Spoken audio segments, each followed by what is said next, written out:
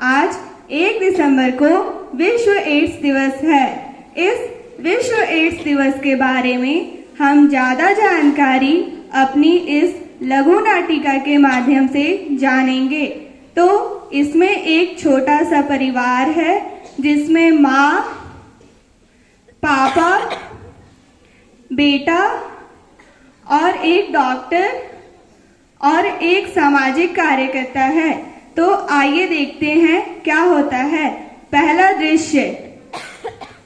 पत्नी: ए माई के मूड़ी दुखत है, नहीं सहात है, का करूं, कुछो समझ नहीं आते। बाबू आना, थोड़ा मूड दबा दे। हाय रे। नहीं बेटा, मत जाओ उसके पास, नहीं तो तुझे भी ये बीमारी हो जाएगी। पता नहीं क्या बीमारी है, मैं तो कब से परेशान हो चुका हूँ। बच्चा: लेकिन पापा, माँ बहुत तकलीफ में है। पापा, एक बार कहा ना, नहीं जाना मतलब नहीं जाना। पता नहीं कैसे समझाऊं इन लोगों को। सामाजिक कार्यकर्ता: अरे भाई, ये क्या हो रहा है, क्यों इतना परेशान हो? पापा: अरे दामोदर भाई, क्या बताऊं आपको कि बाबू की माँ को HIV है और बाबू समझता नहीं है और माँ के पास बार बार जाने की जिद करता है। अगर ये HIV हमें भी हो गई तो? सामाजिक कार्यकर्ता: अरे भाई, ये साथ उठने बैठने से, साथ रहने से नहीं फैलती है। अगर तुम्हें फिर भी मेरी बातों पर विश्वास नहीं है तो मैं डॉक्टर साहब को बुला देता हूँ। दूसरा दृश्य। सामाजिक कार्यकर्ता: डॉक्टर साहब, डॉक्टर साहब। डॉक्टर: क्या हुआ दामोदर भाई? अरे साहब, क्या बताऊं आपको, हमारे गांव में एक परिवार है जहां मेरी दोस्त की पत्नी को HIV हो गया है, जिसके चलते परिवार में अनबन हो रही है और उनके साथ असामान्य व्यवहार किया जा रहा है। डॉक्टर: हाँ, ये तो गंभीर समस्या है। तो चलिए, मैं उस परिवार से बात करने चलता हूँ। तीसरा दृश्य। माँ: बेटा, ओ बेटा, आओ खाना खा लो। बच्चा: नहीं, मुझे नहीं खाना आपके हाथ का खाना। आपको तो क्या बीमारी है? डॉक्टर: अरे अरे, ये क्या कर रहे हो? जैसा तुम सोच रहे हो वैसा कुछ नहीं है। माँ: देखिए ना डॉक्टर साहब, सभी मुझसे अछूत जैसा व्यवहार कर रहे हैं। मुझे क्या हुआ है? ये कैसी बीमारी है? डॉक्टर: हाँ, मैं बताता हूँ। ये स्वयं में कोई बीमारी नहीं होती, लेकिन एड्स से पीड़ित व्यक्ति का शरीर संक्रामक बीमारियों के प्रति अपना रोग प्रतिरोधक क्षमता खो बैठता है। HIV पीड़ित होने का मतलब है एक वायरस आपके शरीर में प्रवेश कर गया है। एक HIV पीड़ित व्यक्ति को तब तक पता नहीं चलता है जब तक व्यक्ति को इसके लक्षण प्रदर्शित नहीं होते हैं। एक स्वस्थ व्यक्ति अगर HIV पीड़ित के संपर्क में आता है तो वह भी पीड़ित हो जाता है। माँ: अच्छा, तब तो ये बहुत खराब बीमारी है। डॉक्टर साहब, क्या ये छूने से भी फैलता है? डॉक्टर: नहीं, ये छूने से, साथ उठने बैठने से, गले मिलने से या साथ रहने से नहीं होता है।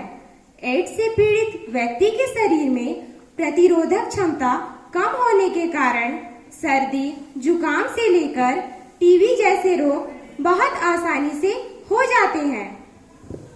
माँ: हाँ डॉक्टर साहब, मुझे भी सिर दर्द जैसा और जुकाम बार बार हो जाता है।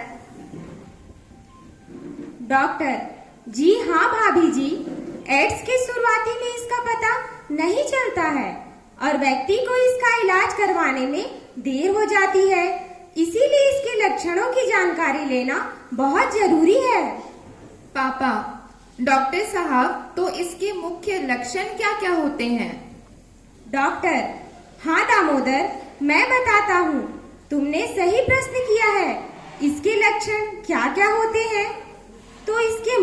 लक्षण हैं सूखी खांसी और मुंह में हमेशा कफ आता है, मुंह का स्वाद खराब रहता है, मांसपेशियों में खिंचाव, शारीरिक कार्य किए बिना ही मांसपेशियों में तनाव और अकड़न का एहसास होता है। इसके अलावा बिना काम किए थकावट महसूस होना, हर समय थकावट महसूस होना एड्स के शुरुआती लक्षण होते हैं और वजन का धीरे धीरे कम होना। इसके अलावा ढलती उम्र से पहले जोड़ों में दर्द होना और सूजन हो जाती है। तो आपको ये सभी लक्षण दिखाई देते हैं तो पास के अस्पताल में जाकर एड्स की जांच अवश्य कराएं। पापा, अच्छा डॉक्टर साहब, इसके कारण क्या क्या होते हैं? डॉक्टर: हाँ दामोदर, मैं बताता हूँ इसके क्या क्या कारण होते हैं। पहला, असुरक्षित यौन संबंध बनाने से। दूसरा, संक्रमित व्यक्ति के द्वारा इस्तेमाल की गई सुई से। तीसरा, HIV संक्रमित व्यक्ति के खून को स्वस्थ व्यक्ति में चढ़ाने से। चौथा, नाड़ी के जरिए HIV पीड़ित गर्भवती महिला के बच्चे में यह रोग हो सकता है। पांचवा, आजकल के युवा जो एक ही सुई से नशा युक्त दवाइयों का सेवन करते हैं। मम्मी, तो डॉक्टर साहब, इस बीमारी से कैसे बचा जा सकता है? डॉक्टर: बहुत अच्छा प्रश्न किया है आपने भाभी जी। एड्स से बचाव के लिए जानकारी ही बचाव है। अगर आपको एड्स के बारे में पर्याप्त जानकारी है तो आप एड्स से बच सकते हैं। तो इसके बचाव हैं जैसे असुरक्षित यौन से बचें और पहले से प्रयोग की हुई सुई का इस्तेमाल कभी ना करें, तथा अगर आप गर्भवती हैं तो एड्स की जांच अवश्य कराएं। मतलब जानकारी ही बचाव है। सामाजिक कार्यकर्ता: तो सुना भाइयों और बहनों, जानकारी ही बचाव है। आशा करते हैं आप सभी जानकारी ग्रहण करेंगे और इससे हमारे समाज के सभी लोगों को स्वस्थ जीवन व्यतीत कर सकेंगे। डॉक्टर साहब, आपने आज अच्छी जानकारी दी है।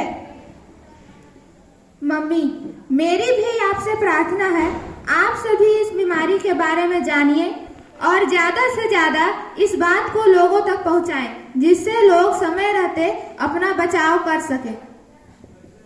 डॉक्टर: अगर कोई व्यक्ति HIV पीड़ित है और अगर कोई व्यक्ति HIV पीड़ित है तो उसे कुछ बातों का ध्यान रखना चाहिए।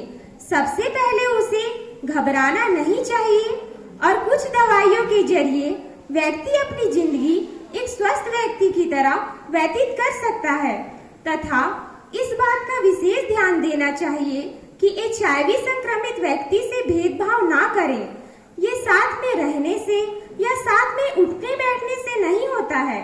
अगर कोई व्यक्ति HIV संक्रमित हो जाता है तो दवाइयों के सेवन से वह ठीक हो सकता है और ये दवाइयाँ सरकारी अस्पतालों में मुफ्त में मिलती हैं। सामाजिक कार्यकर्ता: अच्छा भाइयों, तो आप सभी इस जानकारी का स्वयं भी फायदा उठाएं और आस पड़ोस, नाते रिश्तेदार सभी को बताएं। ठीक है? तो आज के लिए विश्व एड्स दिवस पर आशा करते हैं इस जानकारी को ज्यादा से ज्यादा लोगों तक पहुंचाएंगे। तो इस लघु नाटिका के माध्यम से हम ये बताना चाहते हैं कि एड्स पीड़ित व्यक्ति के संपर्क में आने से, साथ उठने बैठने से, साथ रहने से एड्स नहीं फैलती। इसलिए हमें एड्स पीड़ित व्यक्ति के साथ सामान्य व्यक्ति जैसा समानता का व्यवहार करना चाहिए।